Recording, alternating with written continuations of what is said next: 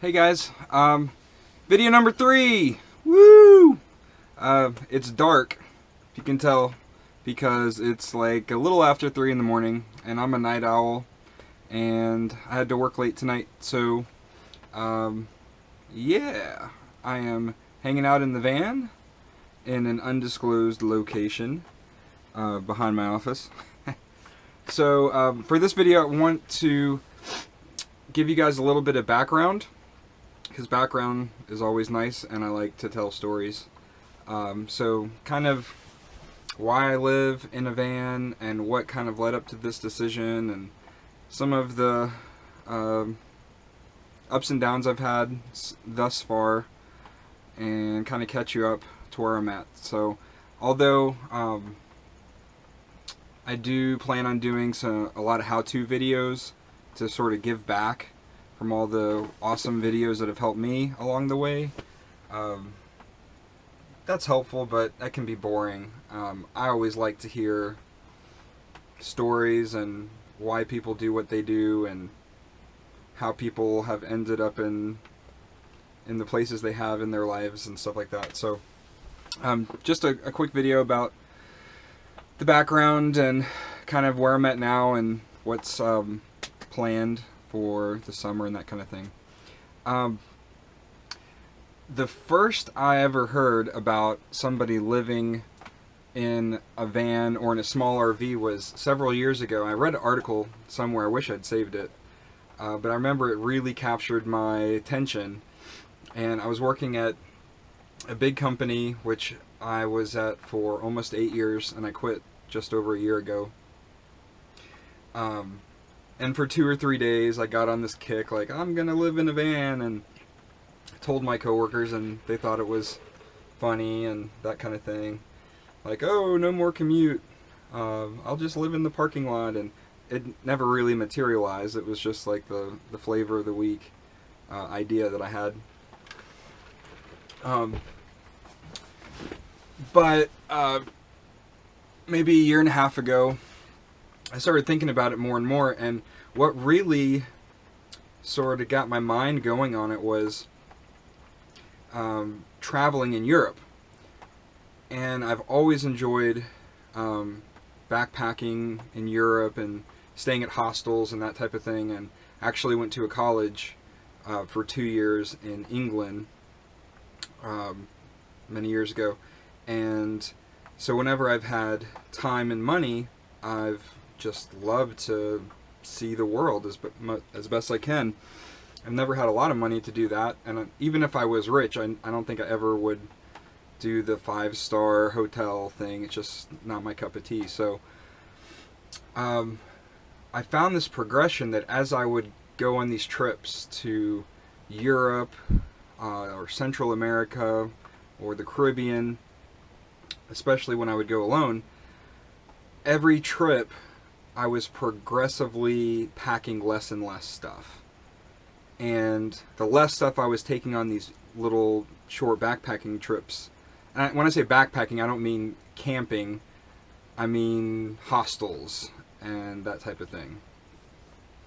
The less stuff I took, kind of the more fun I had, or the happier I found myself, the easier it was to get around. And I guess maybe 2 years ago or 2.5 years ago, I did a full month in Europe, and I think it was Spain for 2 weeks, Portugal, Ireland, so not a whole lot of places, maybe like 3 countries. And I worked a little bit of that remotely. But for a full month, and I just had this like JanSport 15-pound backpack for the whole thing, which had been definitely like the lightest I'd ever packed, and it was awesome. No checked-in luggage. I would take these budget airlines in Europe like Ryanair and EasyJet. If you've ever done that in Europe, you know what I'm talking about. So cheap travel, and I'd see these, other Americans, Canadians, Australians with these massive hiking backpacks like I used to have, lugging them all over Europe, and I would just kind of smile and like, haha, you suckers with all your junk.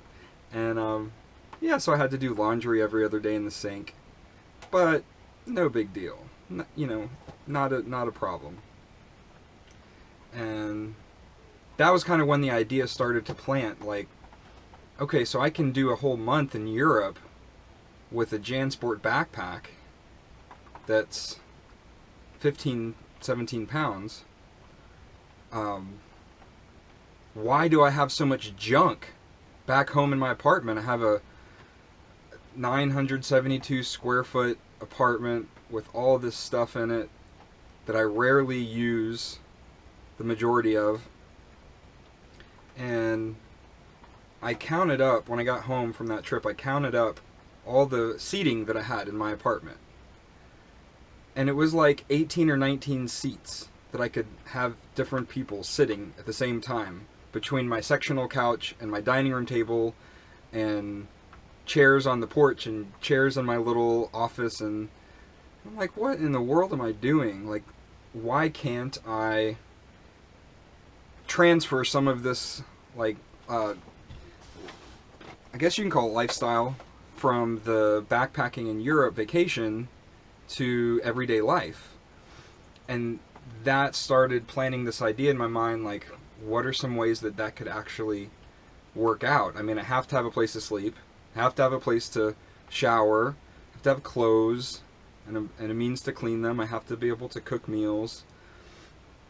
And so slowly that kind of came across, and it didn't come through as living in a van or RV at first. It came across as living in a tiny house. So there's this tiny house movement where people buy or build a house, but it's tiny. It's like the size of a garden shed with everything they need. And that was what I first started doing research on. But the first kind of roadblock I ran into was that I have to have a place to put this tiny house. I need land. I either need to buy land or I need to find someone with land that will allow me to build my tiny house on their property.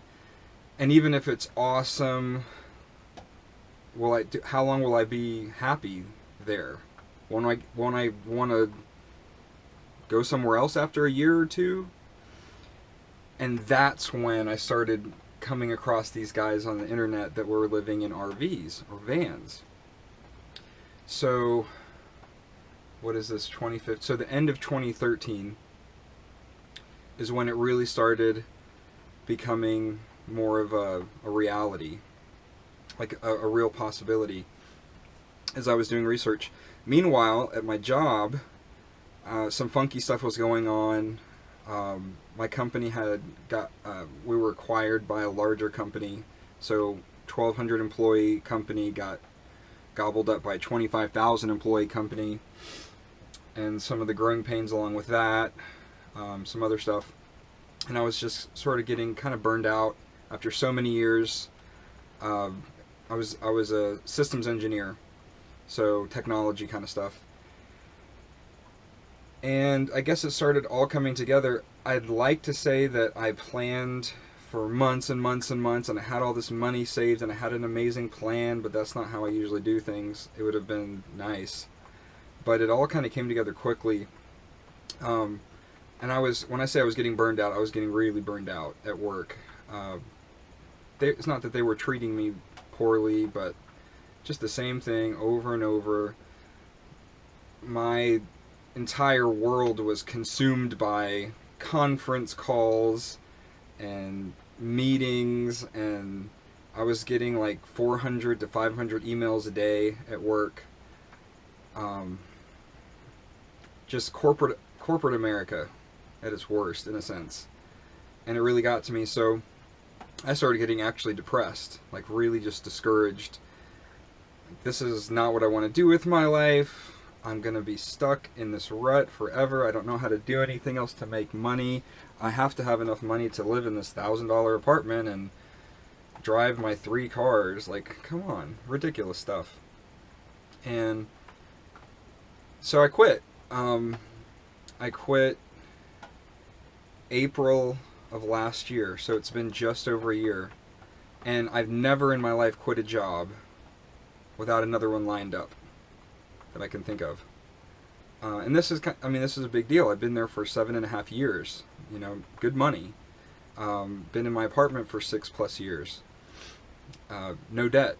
Just everything was good on paper, but I was unhappy. So I quit my job, and at the same time, I had been really doing a bunch of research, specifically towards small motorhomes and vans, a mobile house, a way that I could live simply and cheaply, and if I could figure out how to do that, then in my mind that would be a means to more freedom and more flexibility, and no longer the requirement for me to work at a particular type of job that made a certain amount of salary for the lifestyle that I had been living.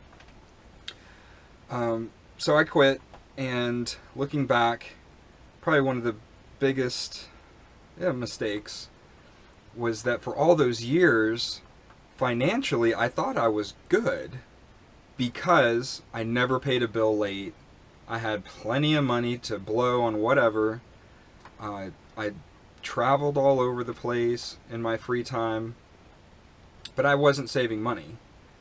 And so when I quit this job, I just kept on spending money as if I was still getting those fat paychecks every other week. And in just this past year, from not having a job until I started working again about 3 weeks ago, I got into some crazy credit card debt, and I haven't been in debt in years and years and years. So that was a big mistake. I should have saved money all those years. I wouldn't have had any different of a lifestyle, you know, but I should have been intentional about saving the money so that when this crazy idea kind of materialized, I could quit and be okay. And this, the van was around $22,000, and I bought it with cash. So that was more or less kind of my life savings. And I thought, well, I'm buying this van, this motorhome that's in good condition and has everything I need. So other than like the $1,000 composting toilet that I'm going to buy, I really don't need much money for it. I can just live in it. And that couldn't have been farther from the truth. Even though it was in good condition and is in good condition, there are so many things that cost money and still do to get the van into a place that's comfortable to live in. Little things, and they add up. And then things that are unexpected, like my ceiling fan broke, and the replacement cost a little over $300. I don't know why a fan would cost that much. Like Walmart fans are $20, but you have to have it. I mean, you have to have one if you want to cook and breathe. So it really did start costing a lot of money when you added all these little things up. And then some things were kind of frivolous, like I bought a new laptop that was more travel friendly and this and that.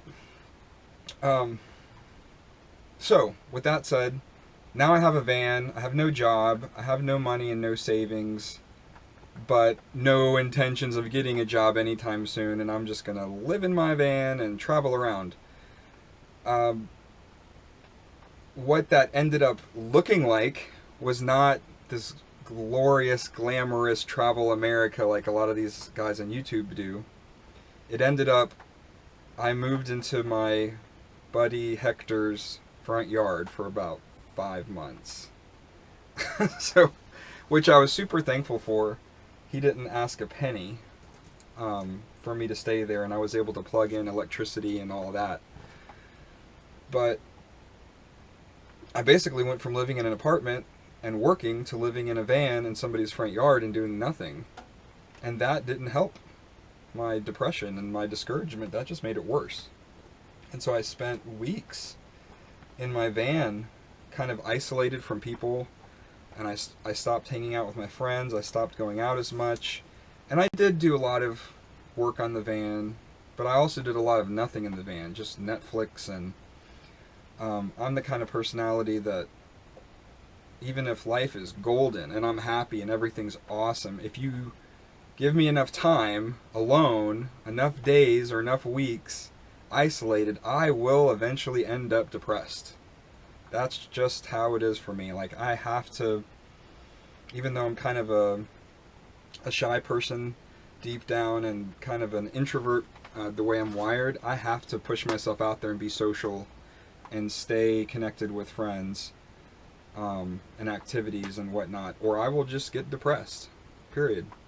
So I spent all these months following quitting my job with no purpose, no real goals, no money coming in, living in my buddy's front yard, and it really, to be honest, it started like spiraling down, getting pretty rough. And so, long story short, from last year, I decided that I needed to once again shake things up and get out of the van. And so I flew to Austria, which some people don't know that there is an Austria that's not Australia. So I flew to Austria and I did some volunteer work at a Christian conference center, and I was planning on going for 3 months.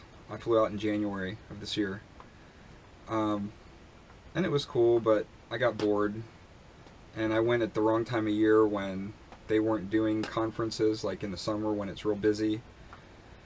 And so I was in this beautiful castle, this 100-year-old castle in the mountains of Austria that should have been this amazing experience. And actually the Nazis owned it for many years back in the day. But that didn't help because I was isolated. There was like 10 people on staff for the like skeleton crew over the winter when there was just nothing going on as far as conferences at a conference center. It was mostly just projects and construction and things like that. And so I only stayed for 6 weeks, and I was just as depressed and discouraged out there. But I kind of decided, okay, when I'm going to fly back to Atlanta, and you know, I'm not going to sit around and lick my wounds and feel sorry for myself that I got myself into debt and that I don't have a job and that my van has leaks and all this stuff. I'm just going to, you know, it is what it is, pick up the pieces and get going, and that's what I've done. And so I came back, and a friend of mine graciously let me park in her driveway, which was super good because I was able to sleep in a spare bedroom in the house for 2 months. And so some of these repairs on the van and upgrades on the van, it would have been really difficult for me to do that if I was still living and sleeping in the van every day. For example, gosh, I probably had 20 or 25 different leaks from either rain on the outside coming in or actual plumbing that was leaking. And so I pulled out my mattress so I could get to the internal plumbing and the water pump and the hot water heater and all that stuff. And I worked on that like day and night for 2 months, and there's no way I could have put everything back every night and slept. I mean, there's sometimes I just needed the van to dry out, wait for it to not be raining for several days and to dry. Or, for example, when I patched the fiberglass hole in the shower, like the fumes were crazy for a couple of days, and there's no way I would have slept in here. So that was really helpful. It was like 2 months of hardcore repairs on things that I didn't even know were broken, just to get it livable again. And then I got this job 3 weeks ago, so I can actually have some money coming in again, which just does a lot for morale, to wake up and know you have a job to go to, at least for me. So that's been cool. I wanted to mention a few of the most influential people on YouTube, because even though I've never met any of them in person, these guys, in different ways, for different reasons, have been just monumentally helpful and influential to me. So the first guy is Chris, and I'll put links to these channels if you're interested. Chris from Chris Travels. And Chris was the first guy I started following that lived in a van, RV. And man, he posted videos every day. Some people post once a week or a couple. Every day without fail, this guy posted videos for years. And he was the reason I decided to buy an Explorer versus any of the other makers of Class B RVs. He had, I think, a 1990 Explorer. And I really just enjoyed watching his videos, and I thought, man, I could do that. I could get a van like his. And after researching like 1990s Class Bs, it seemed pretty pretty obvious that the Explorer was the best built, as far as people in forums and stuff like that said. And the company Explorer is still around, but they don't make Class B RVs anymore. I think 2003-ish was the last year they made them, and then they were bought out by some other company, so they make trailers or something now. But as far as the 90s go, especially, Explorer is like the best built Class Bs. So I started looking for Explorers, and they were hard to find. The other ones, like Pleasureway and Air Trek, or Road Trek, I mean, were a lot easier to find, but a 1990s Explorer was hard to find. And then if you did find one, they were either really expensive or not in good shape. And so the one I ended up buying after looking day and night for 2 months was at a dealer in San Francisco. And I called the guy within 4 hours, maybe, of him posting that he had an Explorer. And I don't know if you guys have ever bought anything sight unseen, that, you know, over $20,000 price range, but man, it's nerve-wracking. Like, here's a dealer that I've never met, all the way in San Francisco, and I'm in Atlanta, and all I have to go on is his word, maybe 8 grainy pictures on his website, and the VIN number to do a little background search, and that's it. So, and he was super helpful, and it was a good experience. And I ended up, I think it was $1,800 to ship it on a flatbed trailer from San Francisco to Atlanta, which was still cheaper than flying out there and driving home. So that ended up costing a little bit more than I wanted, but so that was Chris Travels. And another reason why he was really influential is because his girlfriend G, who, if you know, for those of us who watch their channel, we all love G. She's so sweet and adds a whole dynamic to the channel that Chris, as awesome as he is, like, man, she adds a lot. She adds heart to it, so to speak. Not only is this guy living in a van and living well and happy, but he's got a girlfriend living full-time with him in the van. And that showed me that actually 2 people could live in a van and be okay.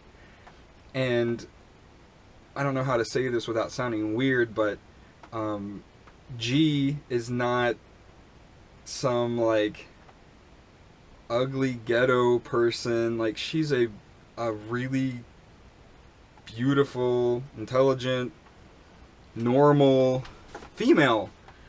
Like, wow, like an attractive, intelligent female actually could want to live in an RV full time with her boyfriend and be happy. And so, like, that's weird maybe to try to explain, but that was encouraging. Like, wow, this is cool. I could really do this, and this is not going to just be some bad stigma where every female is going to say, "Ew, you live live in a van. That's so weird. Get out of here.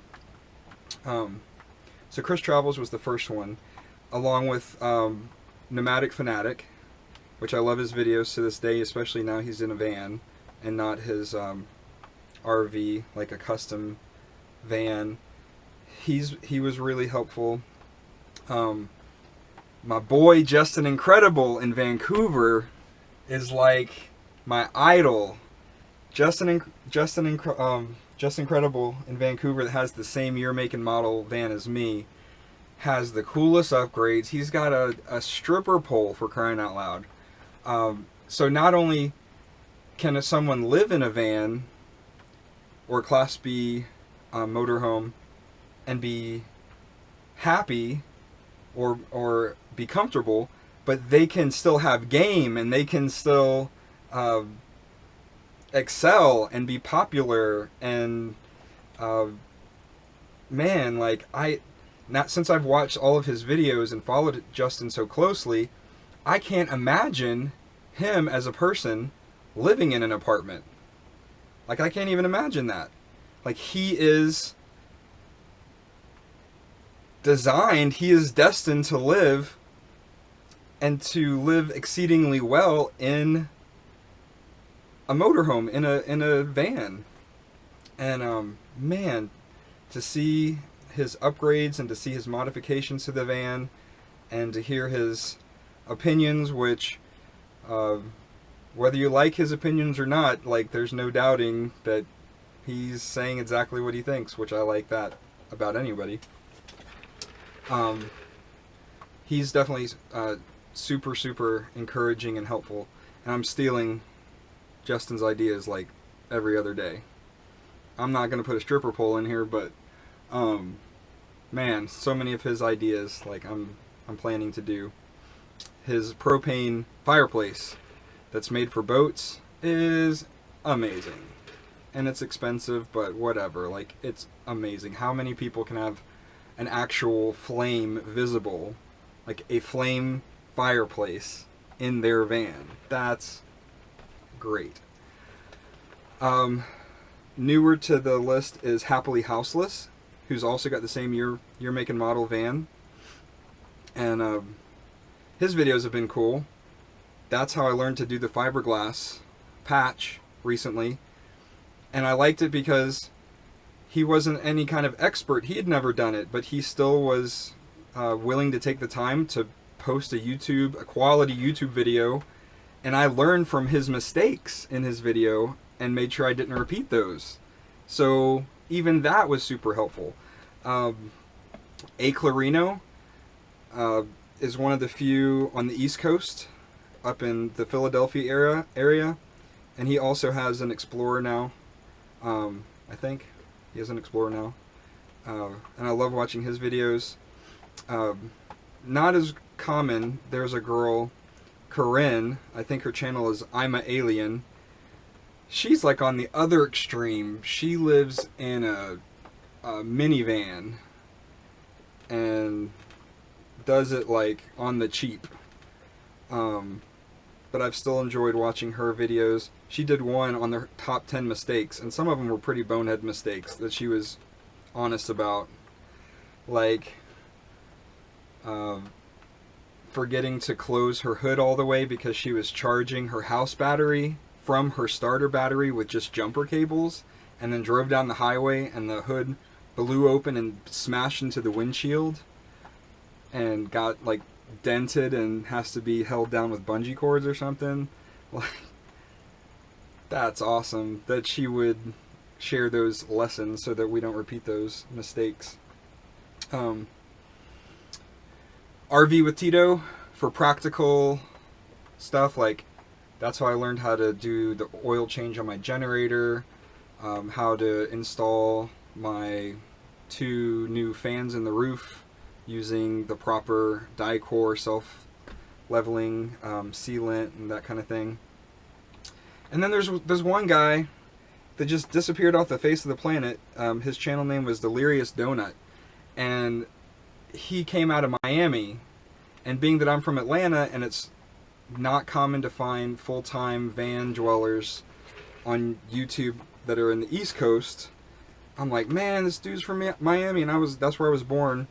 And he built his own camper van out of a cargo van, so it was super stealth, and just did all these awesome videos, and then just disappeared. Like, I don't know what happened to the dude. I loved watching his stuff. It wasn't around for long, so but I'll put all those in the comments if you're not subscribed or you're not familiar with some of those. Like, check all of those out. There's some quality videos, and they're all from different perspectives. Some are how-tos, some are just flat old entertainment. Everyone's got different perspectives and rants and raves on different kind of things. So those are probably my favorites. Oh, and Explorer Steve also has an Explorer like this. Explorer Steve is really good videos. And there's a bunch of others, but those are my top ones. Okay, so current status. So I ran out of money like 7 or 8 months ago. Started racking up all this credit card debt. In denial, like, oh, it's not a big deal because I have a van and it's so cheap to live in a van. But debt is debt. And if you are spending $1 a month, but you are earning $0 a month, and you have $0 in savings, you are in debt, right? It's like calories in, calories out. So, anyways, with all that said, I got to a bad place financially and needed to get a job. So I got this job like 3 weeks ago, and it's a smaller company doing kind of what I was doing before, but doing more like field installation work for computers. And I'm making less than half of what I was making when I quit my job last year, which I was okay with, because I wanted to work for a smaller company. Like, this company has 75 employees total, and most of those are in Boston. So the office in Atlanta here, I think there's 1, 2, 3, 4. I'm employee number 5 in the whole office, in the whole city. And so I'm like, all right, I can take a job making less than half of what I was making before, because it's a small company and it's going to be intimate and chill. And then when I started, I was going through the little handbook, looking at just the benefits. I hadn't thought to ask about that in the interview, and man, it's janky. It's so janky. Like, I didn't even sign up for the health insurance because it's kind of a joke. It was just a real letdown. Like, man, you guys aren't going to pay me very much, and I'm okay with that, but I need some health insurance, at least, like some decent health insurance, or I need some like decent vacation time, you know, off each year. And so pretty quickly, even though there's some perks, pretty quickly I decided I need to get back to a little bit bigger and more stable of a company. Not for the money as much, but just for like the benefits, like the health insurance. Which is unfortunate because I like the people here. And there's some perks. They gave me like a company iPhone and a company little Ford Transit that I can use for personal use somewhat. And I'm parked behind the office most nights where nobody bothers me. So those things are cool, but yeah, I can't swing like not having decent health insurance. It was gonna be like somewhere around 20% of how much money I make was gonna go right back to paying premiums for health insurance, with still like a $1,000 deductible before benefits kick in each year. Like, no way. So I had some interviews recently on the phone, and I may go back to my old company, but not to my old position at my old company, which was really stressful. They're talking to me about being a full-time trainer, which is less money, a lot less money than I was making, but that'll be cool. Like 75% travel, go and train new users on how to use the system. I mean, every job has its stress factor, but it's pretty straightforward and pretty easy. You just stand up and teach people, and I don't want to be stuck in a cubicle all the time, going to meetings and stuff. I'd rather be in airports and meeting new clients and that kind of thing. And it's specifically with stadiums and concert venues, so that could be interesting. Like going to big sports arenas or venues where they do big concerts and stuff, and training the staff on our system. So we'll see. We'll see about that. So really this week is sort of up in the air. I'm kind of waiting to hear back if they're going to hire me for that, in which case I have to graciously step out of this new job. Or if not, I have a job and I'll keep doing it. So we'll kind of see about that. And tonight was cool. It's like almost 4 in the morning, but we did an install at a steakhouse in Buckhead, which is a influential part of Atlanta. Like this super, super expensive, fancy steakhouse. And you walk in and you feel like this is like the Godfather in here. You know, like the mafia's having steak dinner. It's cool. It's like this old place. And it was just me and my boss and my coworker. And for 5 hours we worked on their system and upgraded stuff and, you know, camaraderie kind of thing. And the whole time I'm thinking, man, I feel like a jerk knowing that I may leave soon just because their company has janky benefits. It's not their fault. But at the end of the day, you have to do what's right for you financially and with your career. Nothing personal. So we'll see how that goes. So I came back from that job super tired, and I went to QT, which if you guys aren't on the East Coast, QT is a gas station, Quick Trip, which is like the mecca of all gas stations. Like it's, how can a gas station have such loyalty? I don't know, but it's awesome. Free advertisement for QT, there it is. Boom. So I get in my van, it's pouring rain. It's like 1 in the morning. I go up the street to QT, and this new job where I've been camped out at night is, compared to my old part of town, which is called Alpharetta, which is like the nice upper class white area. I'm in an area called Norcross, which if you're from Atlanta, it's like Jimmy Carter and 85. It's not the ghetto as far as like the hood in Atlanta ghetto, but it's ghetto in the sense that it's more lower class, a lot of immigrants, international, that kind of thing, and it's the last place that you would find a technology office. Like, I don't know why they have an office here. It's so weird. Probably because they're a janky company that's looking for cheap office space. But in any event, I go up the street to the QT, and compared to where I've spent the last several years in Alpharetta, this whole area, especially at night, is kind of shady and whatever. And I see this, as I'm pulling in, I see this older Dodge Ram van, probably like late 70s, early 80s. And I don't know if you ever are looking to buy a car and you have a particular kind of car that you're looking at, maybe you did a test drive or whatever, suddenly you see them everywhere you go. Like, oh my gosh, I didn't know all these people drove these. Well, we know it's not because there's more all of a sudden, it's just because you're noticing them, right? And so that's kind of how it is for me nowadays with vans. Like, I notice vans, especially older ones, and I always go, oh wow, I wonder if that can make a cool camper. Or I wonder if somebody would ever live full-time in that. And so this is one of those vans that caught my eye. Even though it's pouring down rain and it's the middle of the night, I see this old van, and it's just it just looked cool, you know, had character. And what caught my eye is that behind, and it wasn't a high top or anything, just a standard van with a bunch of windows and stuff.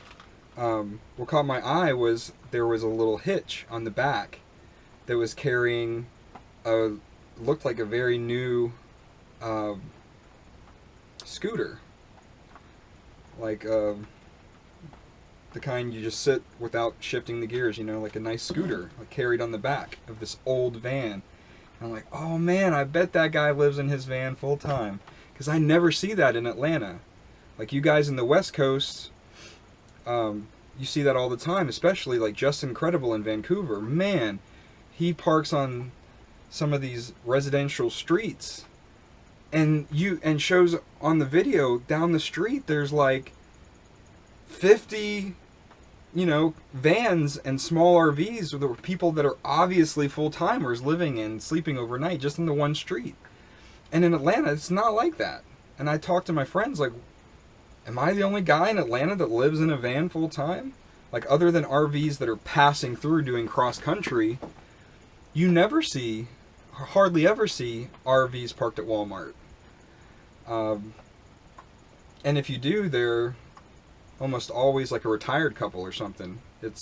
So I never see anybody like a younger person that's full-time in an RV in Atlanta. And it's obvious when I talk to people, even like the RV mechanics, they're just like, composting toilet in a van, what's that? Or, oh my gosh, I spent 2 months searching high and low for somebody to help me install solar panels. And it's like they had never heard of installing solar panels on an RV. I even talked to marine electricians. They're like, no, we've never heard of anybody putting solar panels on a boat. So it's just a different breed of people in Atlanta, I guess. Anyways, so I see this van, and I'm like, oh man, you know, I bet somebody's full-time in that, because why would they carry this scooter around on this old late 70s van? And so I pull into the gas station, and dude does a U-turn. It's 1 o'clock, 1:30 in the morning. Dude does a U-turn and pulls into the gas station and pulls up to me and starts talking to me through the window. And he's like, hey, what kind of van do you have? And I told him at first, and I said, man, I love your van. Are you full-time? He's like, yeah. I'm like, I'm full-time, dude. And it was this connection, like this is the first full-time van dweller I've met in person ever. And his name's Rico. And looking back, I wish I had given him, you know, my YouTube channel or my email or something. Like, he's a local full-time van dweller. But we're talking about our vans just through his window. And one of the first things he says is, hey, are you on YouTube? There's this guy that's got a van that looks like yours, and man, he's just like purple inside, and yeah, it's like really cool. And I was like, yeah, that's Just Incredible in Vancouver. He's like, yeah, that's the guy, he's so cool. And so we have this connection because of Justin is in another country, you know, and it's talking about his videos. It was really neat experience. But so yeah, so that was awesome. And then he didn't stop and get out of his van or fill up gas. He just drove away. Like, he literally did the U-turn to come and meet me and talk to me because he saw the Class B van. And so I'm walking into the gas station, and there's, like, that time of night in this part of town, there's just shady people everywhere.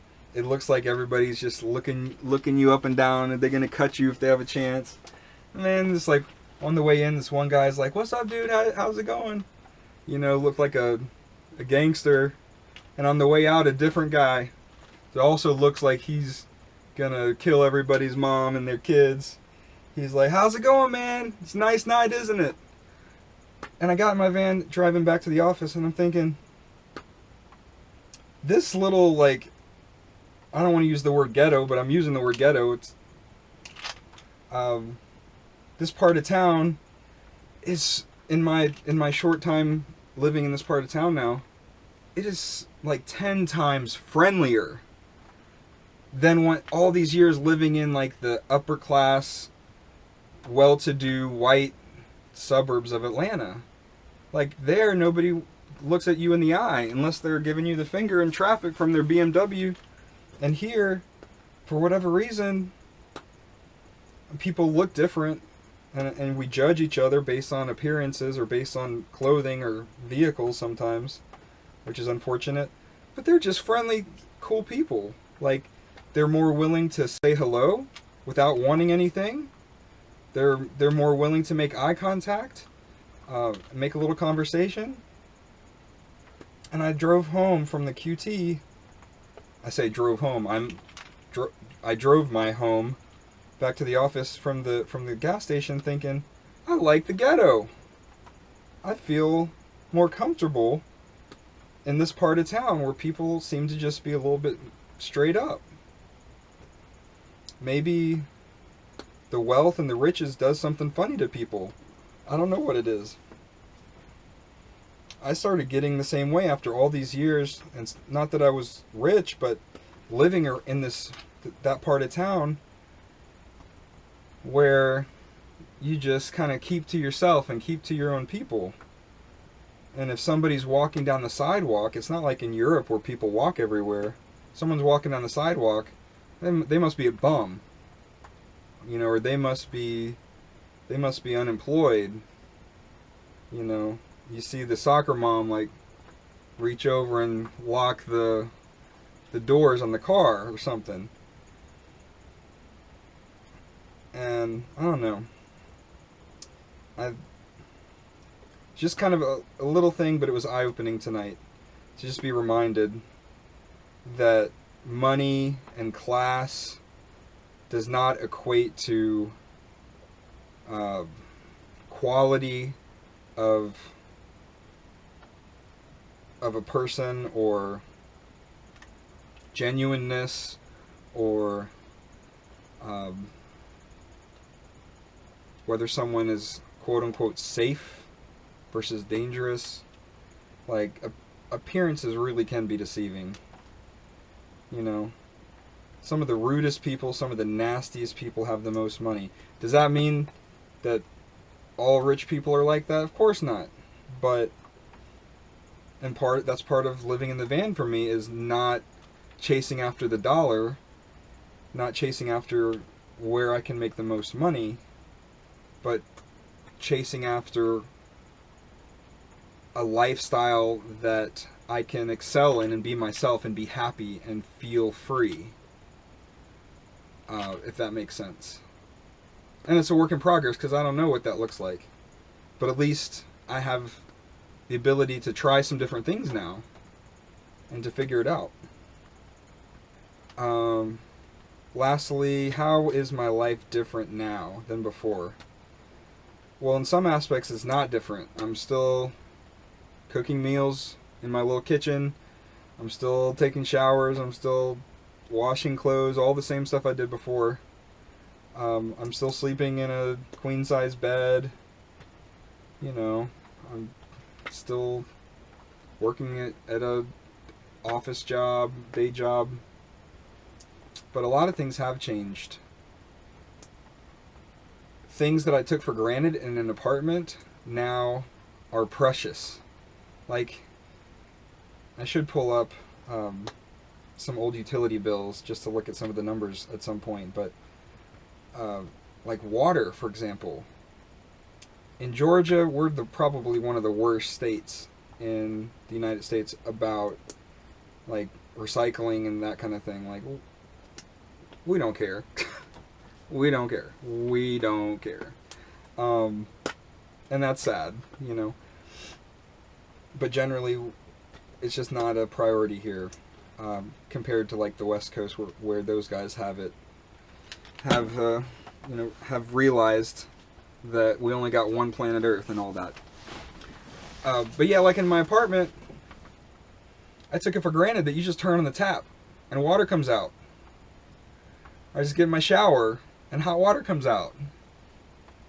And the difference in my water bill, if I tried to conserve water versus didn't try to conserve water, might be the difference between $30 and $40. And in the grand scheme of my monthly bills, I'd pay the extra $10 and just take my 30 and 45-minute showers. And now, I have 26 gallons of water when my tank is full, plus an extra 6 in the hot water tank.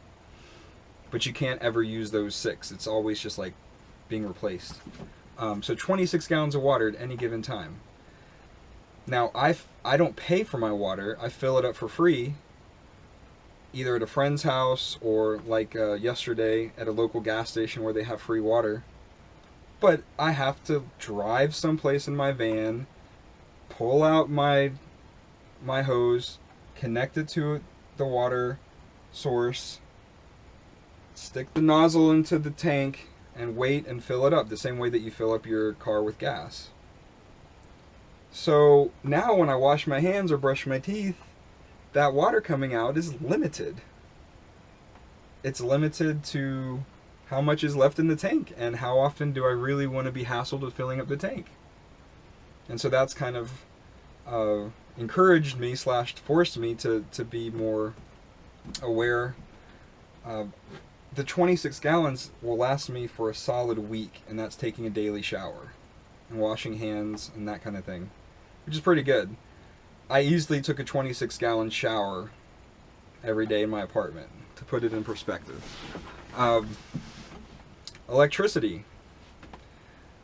I have one LED light on at any given time because I have a house battery that has limited capacity, and when it runs out, I have to run my generator, which runs on gasoline, which is $2.79 a gallon right now. So my electric bill in the apartment, running all the computers and the air conditioning and all the, 60-inch plasma TV and all this stuff, 50 to 100 a month, depending on what time of year it was.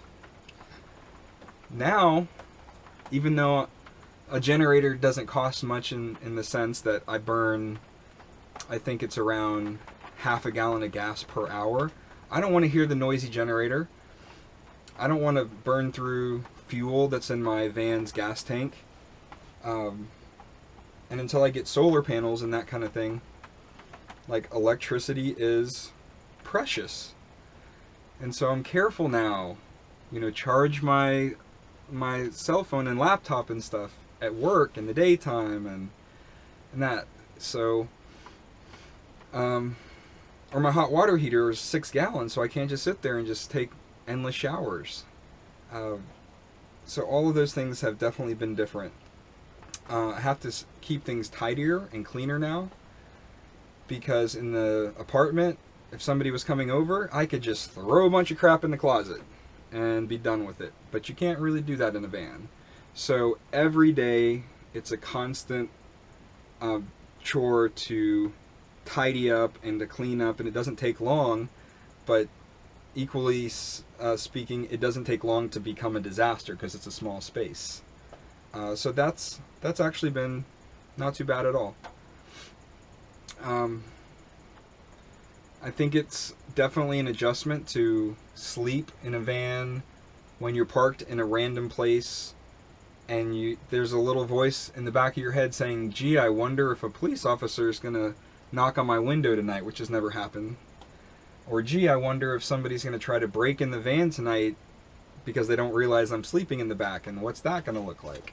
So you have those thoughts in the back of your head where I never thought that in my apartment, gated community in a rich area with more cops than they need. So a lot of those kind of differences have been interesting, but good. If you live in a van, keep it up. Enjoy the life. If you're thinking about it, try to have some money saved. That's all I can say. Just try to have some money saved. And don't quit your job as quickly as you want. But when the time comes, jump in with both feet. Just go for it. If you overthink it, you'll never do it. And if it's not the thing for you ever, and you're just interested because you're, I don't know, curious or fascinated, then ride on. I hope there's still some good tidbits that you can pull out of these types of videos, watching full-time people that live in vans, or just people that choose alternative lifestyles that are against the norm, against the flow. Life is short, and this is your life. It's your life. So, I'm a big advocate for take some risks. If there's a dream, run after it, pursue it. If you fall flat on your face, if you fail, if it's a disaster, if it blows up, if it's full of regrets or remorse, you tried, you experienced. You're not going to look back one day and wonder what could it have been, what might it have worked out to be. You won't get to the end of your life and say, man, this wasn't as exciting as I wished it had been. Nobody is going to do it for you, like whether it's living in a van or some other non-conventional change in your life. Dude, go for it. Or lady, go for it. One of my closest friends, Sean, when I was 17 and he was 19, we're driving to a party one night, and this conversation about what do you fear kind of came up. We always have these like random deep discussions. We still do. And I thought about it for a while, and I said, you know what, man, I fear having a life that's just mediocre. Just mediocre. Not bad, not great, just average. Just another one of millions. And I was 17 when we had that discussion, and I remember it. And that doesn't mean that every day or every year I have to be doing something crazy and jumping out of airplanes without a parachute and reckless stuff. But what it does mean is I don't want to live my version of mediocre. I want to live my version of full and exciting, which may not be someone else's version of full and exciting, but I want to live mine, where I'm constantly pushing the envelope and trying new things and getting into situations where I'm not comfortable and I don't know what to say and I'm not sure of myself. And this is definitely a way to do that. So the day that it stops being a way to do that will be the day to try something new, perhaps. So anyhow, that's it for this video. I'll try to make shorter videos in the future, but no promises. I'm a talker. So that's it. Leave some comments, and I'll see you guys soon. Adios.